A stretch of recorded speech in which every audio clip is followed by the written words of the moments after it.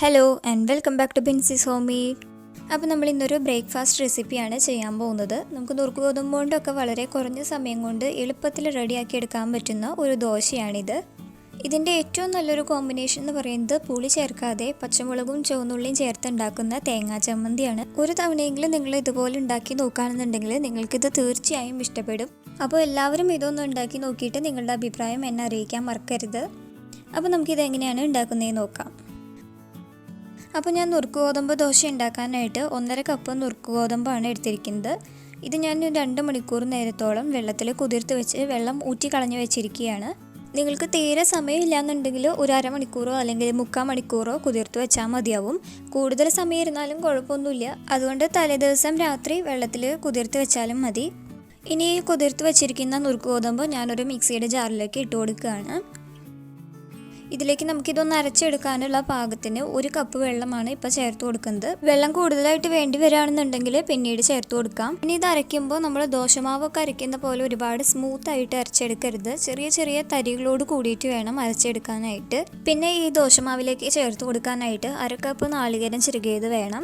പിന്നെ ഒരു ചെറിയ കഷ്ണം ക്യാരറ്റ് എടുത്തിട്ടുണ്ട്, ഒരു പച്ചമുളക്, ഒരു സവാള, പിന്നെ 2 തണ്ട് മല്ലിയിലയാണ് എടുത്തിരിക്കുന്നത്.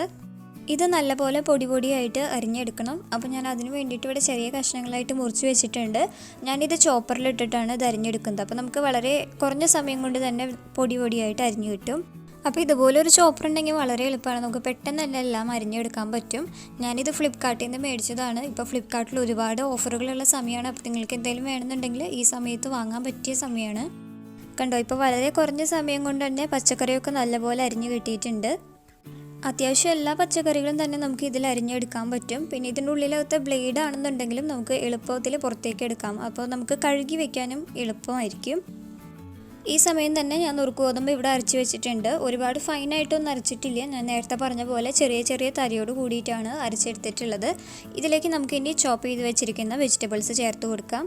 ഇത് നമ്മൾ മിക്സിയിലിട്ട് ഒന്നും കൂടി ഒന്ന് കറക്കിയെടുക്കും. പക്ഷേ വെജിറ്റബിൾസ് ഒന്നും മുഴുവനായിട്ട് അരഞ്ഞു പോകാൻ പാടില്ല. വെജിറ്റബിൾസ് ഇതുപോലെ ചെറിയ കഷ്ണങ്ങളായിട്ട് എന്തൊക്കെ എടുക്കണം. ഇനി ഇതിലേക്ക് ആവശ്യത്തിനുള്ള ഉപ്പ് ചേർത്ത് കൊടുക്കാം. അതിൻ്റെ കൂടെ ഒരു 1/4 ടീസ്പൂണോളം മഞ്ഞൾപ്പൊടിയും കൂടി ചേർത്ത് കൊടുക്കുന്നുണ്ട്. പിന്നെ അവസാനമായിട്ട് ഇതിലേക്ക് ഒരു 1/2 കപ്പോളം ചിരകി വെച്ചിരിക്കുന്ന നാളികേരം കൂടി ചേർത്ത് കൊടുക്കുന്നുണ്ട്. ഇത് ഒറ്റവട്ടം ഒന്ന് കറക്കിയെടുക്കാനേ പാടുള്ളൂ, മുഴുവനായിട്ട് അരിഞ്ഞു പോകരുത്. പിന്നെ പാകത്തിന് വേണമെന്നുണ്ടെങ്കിൽ വെള്ളം ഒഴിച്ച് കൊടുക്കാം. അപ്പോൾ ദോശമാവ് ഞാനിവിടെ നന്നായി അരച്ചെടുത്തിട്ടുണ്ട്.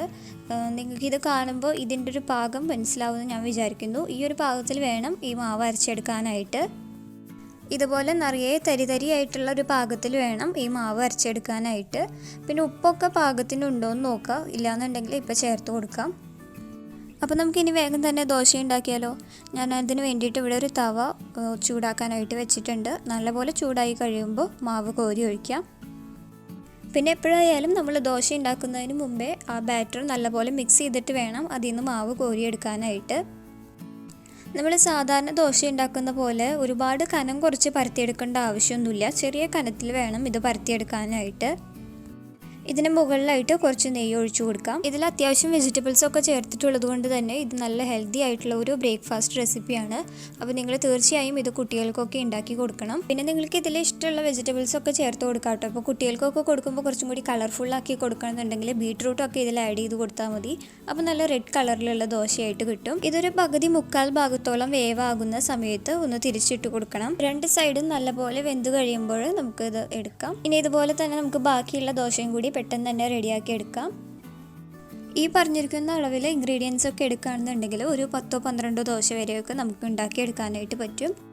അപ്പോൾ നാളത്തെ ബ്രേക്ക്ഫാസ്റ്റ് എന്തായാലും ഇത് തന്നെ ആയിക്കോട്ടെ. അതുപോലെ റെസിപ്പി ഇഷ്ടപ്പെട്ടെങ്കിൽ നിങ്ങളുടെ ഫ്രണ്ട്സിനും റിലേറ്റീവ്സിനും കൂടി ഇതൊന്ന് ഷെയർ ചെയ്ത് കൊടുക്കണം കേട്ടോ. പിന്നെ ആരെങ്കിലും ആദ്യമായിട്ടാണ് നമ്മുടെ ചാനൽ കാണുന്നതെങ്കിൽ മറക്കാതെ സബ്സ്ക്രൈബ് ചെയ്തോളൂ. അതിൻ്റെ തൊട്ടടുത്തായിട്ട് ഒരു കുഞ്ഞു ബെല്ലൈക്കനും ഉണ്ടാവും. അതും കൂടി ക്ലിക്ക് ചെയ്താൽ ഞാൻ പുതിയ റെസിപ്പീസൊക്കെ അപ്ലോഡ് ചെയ്യുമ്പോൾ നിങ്ങൾക്ക് നോട്ടിഫിക്കേഷൻ കിട്ടുള്ളൂ കേട്ടോ. അപ്പോൾ നമുക്ക് കൂടുതൽ റെസിപ്പികളുമായിട്ട് വീണ്ടും കാണാം. Thanks for watching.